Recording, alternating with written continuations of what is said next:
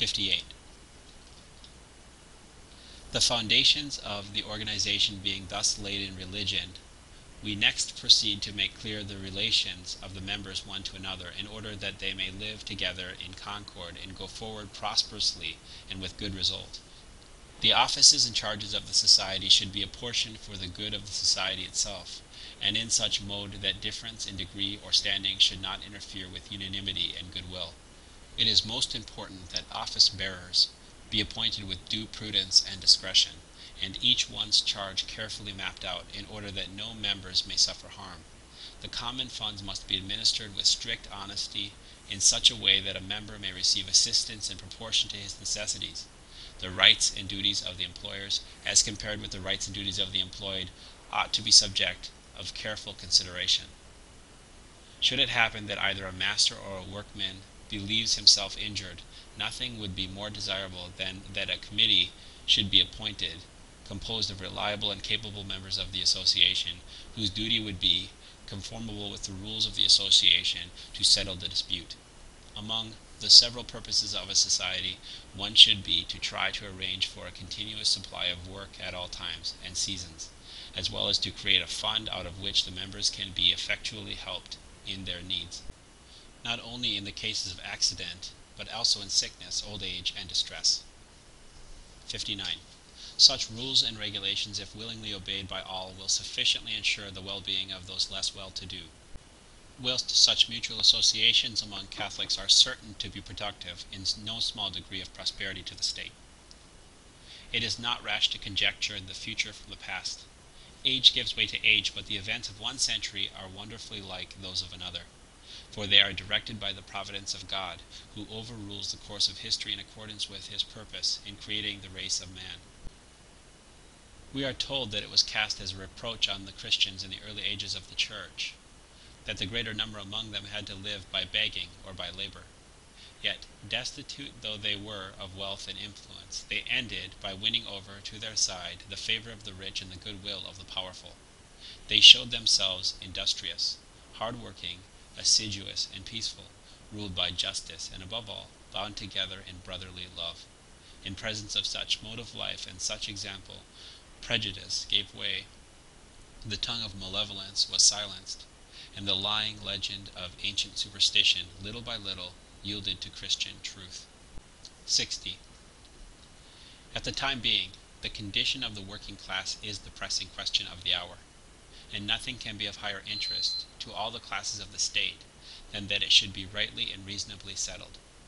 But it will be easy for Christian working men to solve it aright, if they will form associations, choose wise guides, and follow on the path which with so much advantage to themselves and to the common well was trodden by their fathers before them.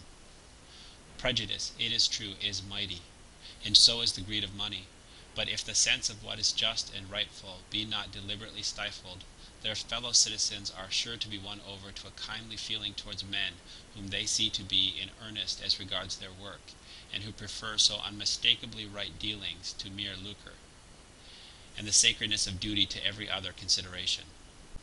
61. And further great advantages would result from the state of things we are describing. There would exist so much more ground for hope, and likelihood even of recalling to a sense of their duty those working men who have either given up their faith altogether, or whose lives are at variance with its precepts. Such men feel in most cases that they have been fooled by empty promises, or deceived by false pretexts.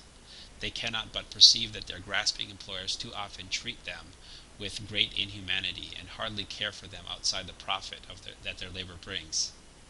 And if they belong to any union, it is probably one in which there exists, instead of charity and love, that intestine strife which ever accompanies poverty when unresigned and unsustained by religion. Broken in spirit and worn down in body, how many of them would gladly free themselves from such galling bondage? But human respect, or the dread of starvation, makes them tremble to take the step. To such as these, Catholic associations are incalculable service, by helping them out of their difficulties, inviting them to companionship, and receiving the returning wanderers to a haven where they may securely find repose. 62. We have now laid before you, venerable brethren, both who are the persons and what are the means whereby this most arduous question must be solved.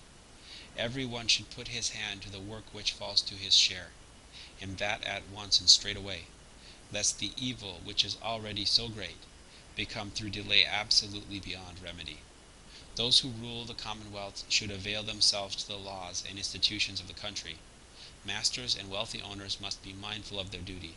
The working class whose interests are at stake should make every lawful and proper effort, and since religion alone, as we said at the beginning, can avail to destroy the evil at its root, all men should rest persuaded that main thing needful is to re-establish Christian morals, apart from which all the plans and devices of the wisest will prove of little avail.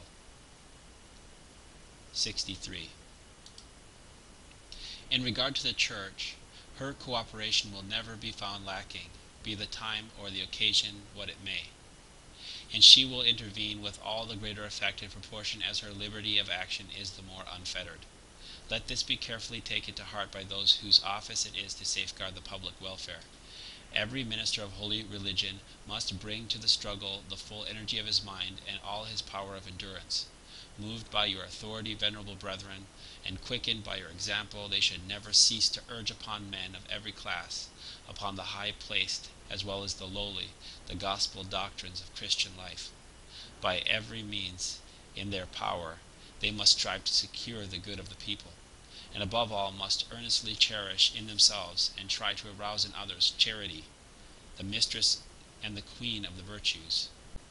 For the happy result we all long for must be chiefly brought about by the plenteous outpouring of charity, of that true Christian charity which is the fulfilling of the whole gospel law, which is always ready to sacrifice itself for others' sakes, and is man's surest antidote against the worldly pride and immoderate love of self.